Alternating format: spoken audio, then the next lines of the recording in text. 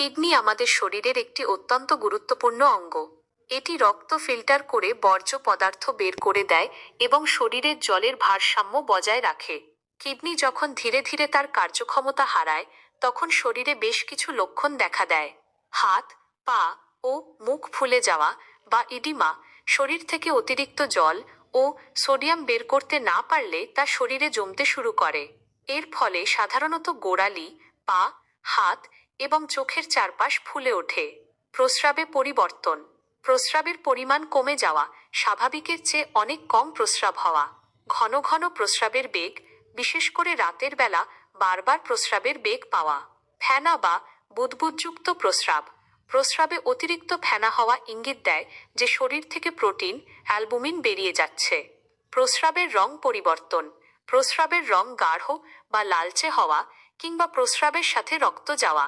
চরম ক্লান্তি ও মনোযোগের অভাব। কিডনি ঠিকমতো কাজ না করলে রক্তে টক্সিন বা বর্জ্য পদার্থ জমা হতে থাকে। এর ফলে শরীর সবসময় ক্লান্ত লাগে, দুর্বলতা অনুভব হয় এবং কোনো কাজে মনোযোগ দেওয়া কঠিন হয়ে পড়ে।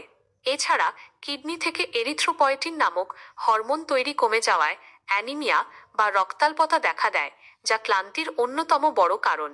ত্বকে চুলকানি এবং শুষ্কতা।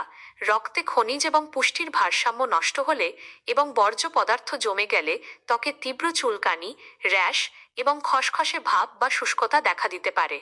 বমি বমি ভাব ও খাবারে অরুচি। শরীরে ইউরিয়া ও অন্যান্য বর্জ্য জমে যাওয়ার ফলে প্রায়ই বমি বমি ভাব হওয়া, বমি হওয়া এবং ক্ষুধা কমে যাওয়ার মতো সমস্যা দেখা দেয়।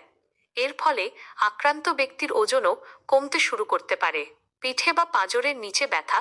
কিছু কিছু ক্ষেত্রে কিডনির সমস্যায়, যেমন কিডনিতে পাথর বা ইনফেকশন, পিঠের নিচের দিকে, কোমরে বা পাঁজরের দুই পাশে তীব্র বা মৃদু ব্যথা হতে পারে। শ্বাসকষ্ট হওয়া। শরীরে অতিরিক্ত তরল জমা হলে তা ফুসফুসে গিয়ে চাপ সৃষ্টি করতে পারে। এছাড়া রক্তাল্পতার কারণেও শরীরে অক্সিজেনের ঘাটতি হয়, যার ফলে অল্প পরিশ্রমেই শ্বাসকষ্ট দেখা দিতে পারে। মুখে দুর্গন্ধ ও ধাতব স্বাদ। রক্তে টক্সিন জমে যাওয়ার কারণে খাবারের স্বাদ বদলে যেতে পারে।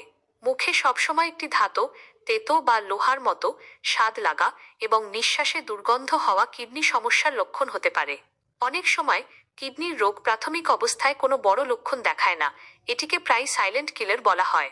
তাই যদি আপনার উচ্চ রক্তচাপ, ডায়াবেটিস বা পরিবারে কিডনি রোগের ইতিহাস থাকে, তবে নিয়মিত চিকিৎসকের পরামর্শে ক্রিয়াটিনিন এবং ইউরিন পরীক্ষা করানো উচিত। উপরের লক্ষণগুলোর একটি বা একাধিক দেখা দিলে অবহেলা না করে দ্রুত একজন নেফ্রোলজিস্ট বা চিকিৎসকের পরামর্শ নিন। এখানে আপনাকে জানিয়ে রাখি, ভারত সরকারের আয়ুষ মিনিস্ট্রি থেকে আয়ুষ প্রিমিয়াম মার্ক সার্টিফাইড এবং 3 বারের best health care brand award প্রাপ্ত এলিমেন্টস ওয়েলনেসের ইউরি ফ্লাশ, যা আপনার কিডনির স্বাস্থ্যকে সুস্থ রাখতে এবং যে কোনো ধরনের কিডনির সমস্যাতে আপনাকে অনেকটাই সুরক্ষিত রাখবে।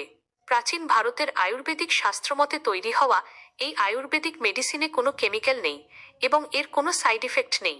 সতর্ক থাকুন, সুস্থ থাকুন। ধন্যবাদ।